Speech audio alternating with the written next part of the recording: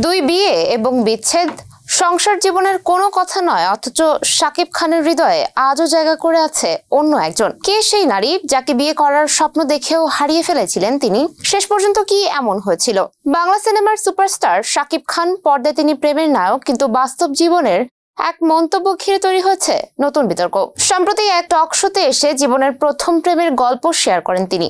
জানান, গুলশানের এক শিক্ষিত পরিবারের মেয়েকে বিয়ে করার স্বপ্ন দেখেছিলেন, কিন্তু সেই সম্পর্ক ভেঙে যায় অভিমান আর ভুল বোঝাবুঝিতে।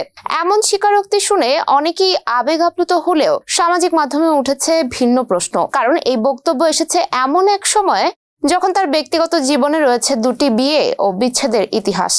অপু বিশ্বাসের সঙ্গে দীর্ঘ প্রায় 10 বছরের দাম্পত্য জীবন ও একটি সন্তান থাকার পর তাদের বিচ্ছেদ হয়। এরপর শবনম বুবলির সঙ্গে সম্পর্ক, বিয়ে এবং সন্তান সবকিছুই জনসমক্ষে এসেছে ধাপে ধাপে। সমালোচকদের প্রশ্ন হলো, যেখানে তিনি কখনো নিজের দুই সংসার থাকার স্বীকৃতি প্রকাশ্যে দেননি এবং সন্তানদের দায়িত্ব ও সম্পর্ক নিয়ে প্রকাশ্যে খুব কমই কথা বলেছেন, সেখানে প্রথম প্রেম নিয়ে এমন আবেগঘন বক্তব্য কি একজন দায়িত্বশীল সেলিব্রিটির জন্য যুক্তিযুক্ত? অনেকেই এটিকে দেখছেন নারীদের প্রতি এক ধরনের অবমূল্যায়ন হিসাবেও। কারণ যাদের সঙ্গে তিনি বাস্তব জীবনের সংসার করেছেন, তাদের তুলনায় একটি অতীত সম্পর্ককে বেশি গুরুত্ব দিয়ে উপস্থাপন করা সেটি কতটা নৈতিক? অন্যদিকে কেউ কেউ বলছে, একজন মানুষ তার অতীত স্মৃতি বা অনুভূতি প্রকাশ করতেই পারেন। ভালোবাসা বা অনুশোচনা ব্যক্তিগত অনুভূতির বিষয়। তবে প্রশ্ন থেকেই যায়, যখন আপনি একজন পাবলিক ফিগার, তখন আপনার প্রতিটি বক্তব্য সমাজকে কি বার্তা দিচ্ছে?